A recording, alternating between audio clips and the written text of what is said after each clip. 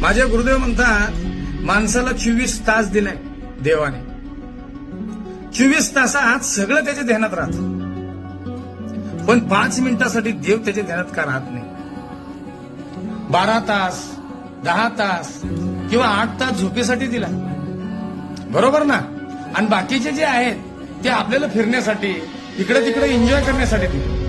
एवढं सगळं आपल्याला देवाने दिलं, पण देवासमोर उभा राहून देवाला हात जोडून ज्या देवाने आपल्याला दिलं त्या देवाला हात जोडून त्याचं नाव आपण नाही घेऊ शकत का?